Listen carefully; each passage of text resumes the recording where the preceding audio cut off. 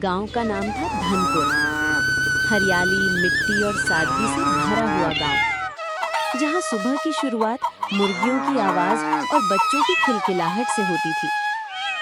सूरज निकलने से पहले ही कच्ची गलियों में रौनक आ जाती। कहीं कुएं से पानी भरती औरतें दिखती, तो कभी खेतों पे जाता हुआ किसान। गांव के आखिरी छोर पर एक छोटा घर था। यहीं रहता था लखन।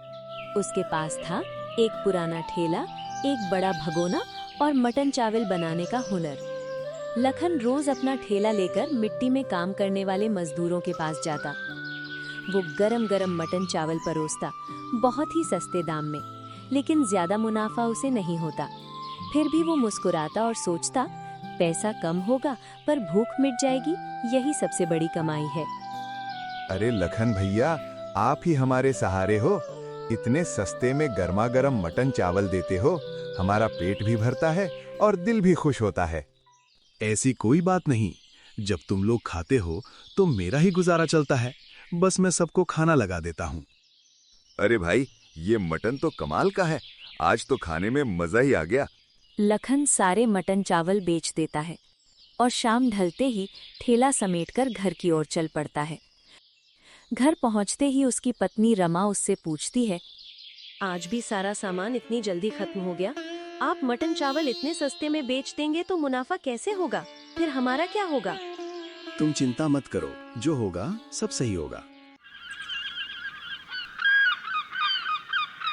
सुबह होते ही लखन उठ जाता, लकड़ी का चूल्हा जलाता और मसाले पीसकर मटन पकाने लगता। उससे पहले ही उसकी पत्नी रमा नींद से जाग चुकी होती थी। आज मटन थोड़ा कम है, पैसों की तंगी चल रही है। हाँ रमा, मैं जानता हूँ, लेकिन स्वाद में कोई कमी नहीं होनी चाहिए। अगर मजदूरों ने पैसे नहीं दिए तो भी कोई भूखा नहीं लौटेगा।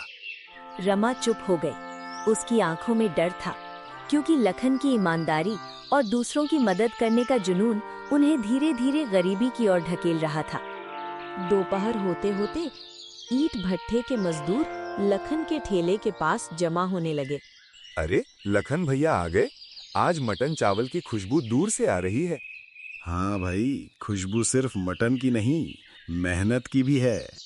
आज पैसे नहीं है लखन भैया, कल आपके सारे पैसे दे दूंगा। पहले पेट भरो, हिसाब बाद में। मजदूर मिट्टी पर बैठकर गरम मटन चावल खाने लगे। लखन भैया, आपके मटन चावल खाकर शाम तक ताकत बनी रहती है। तुम ईंट बनाते हो, मिट्टी खोदते हो, मैं बस तुम्हारी भूख संभालता हूँ। सब लोग खाना खाकर वहां से चले गए। लखन को आज भी घाटे में बेचना पड़ा सारा सामान। शाम होने से पहले वो ठेला लेकर घर की तरफ चलने लगा।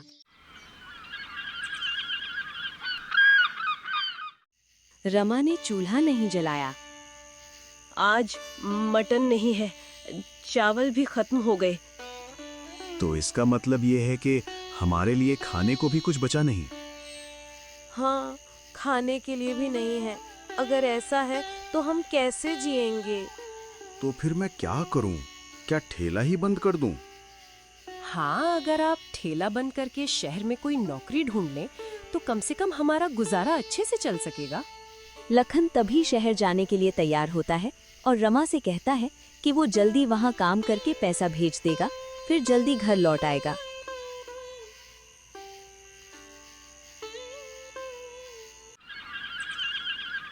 रमा और उसके बच्चे घर में रहते हैं।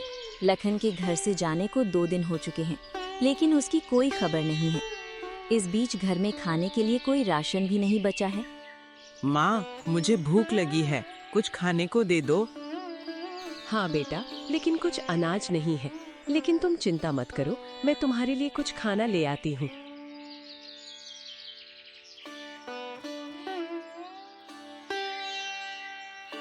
अरे मालती बहन, घर में अनाज खत्म हो गया है। मेरे बेटे के लिए कुछ खाने को दे दो। मेरे पति के आते ही मैं तुम्हारा सारा सामान वापस कर दूंगी। अरे ऐसी कोई बात नहीं, तुम जो चाहिए ले लो। हम एक दूसरे की मदद नहीं करेंगे तो फिर कौन करेगा? रमा खाना लेकर छोटू को देती है। उसे अंदर ही अंदर एहसास होता है कि यूं कब तक चलेगा। अगर हालात ऐसे ही रहे तो वे भूखे मर जाएंगे। छोटू के पापा की अब तक ना कोई चिट्ठी आई है, ना ही कोई कॉल। रमा मन ही मन फैसला करती है, शायद अब मुझे खुद ही ठेला लगाना होगा।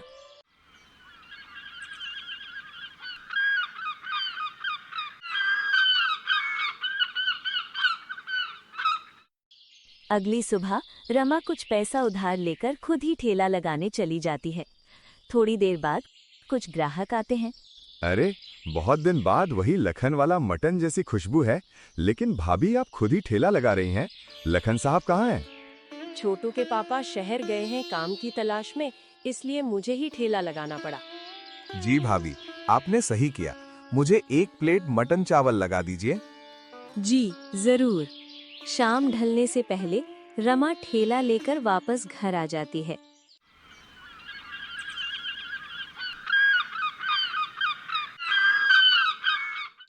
आज काफी मुनाफा हुआ था, लेकिन वो खुश नहीं थी। लखन की अब तक कोई खबर नहीं आई थी। रमा अब सिर्फ लखन की प्रतीक्षा में रहती है और उसके मन में हमेशा वही चिंता रहती है। माँ, पापा घर कब आएंगे? इतने दिन हो गए हैं, अभी तक वो घर नहीं आए। हाँ बेटा, कल मैं गांव की मुखिया जी के पास जाऊंगी और उनके बारे में पूछूंगी, ताकि उनका कुछ पता लग सके। अभी तुम खाना खा लो और खाकर सो जाना। मुझे भूख नहीं है बेटा।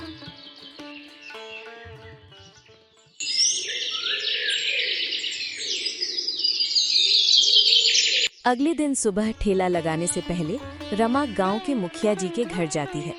वहां पहुंचकर वो मुखिया जी को सारी बात बताती है। ये सब सुनने के बाद मुखिया जी कुछ देर सोचते हैं और फिर कहते हैं, बेटी, तुम ज्यादा चिंता मत करो। शहर में मेरे कुछ जान पहचान वाले लोग हैं। मैं उनसे बात करके लखन के बारे में पता करवाऊंगा। तुम अभी घर जाओ, अपना ध्यान रखो। भगवान ने चाहा तो सब ठीक हो जाएगा। आपका धन्यवाद। ये सुन के मुझे काफी अच्छा लगा।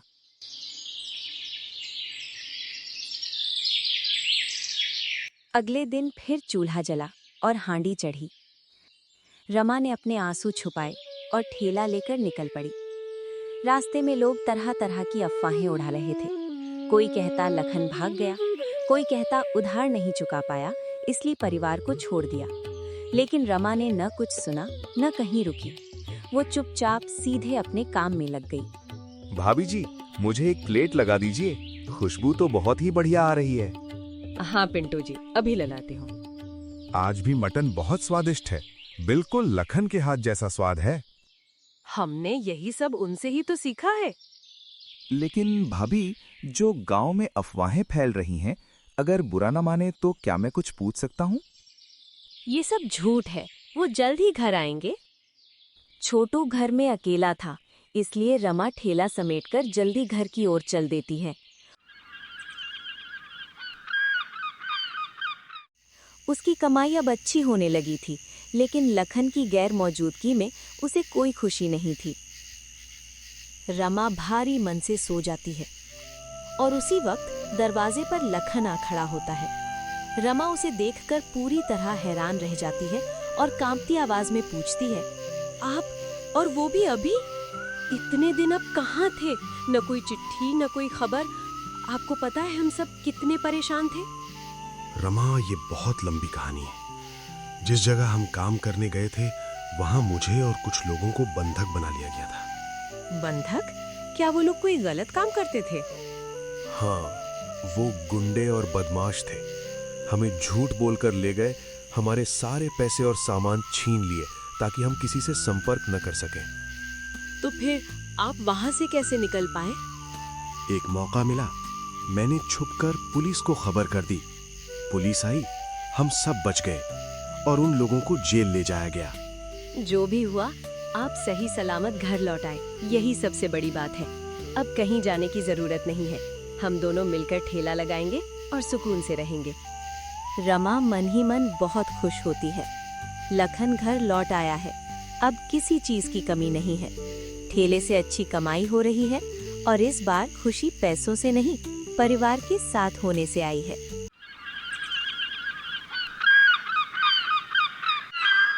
अगले दिन लखन और रमा दोनों ठेला लेकर निकलते हैं।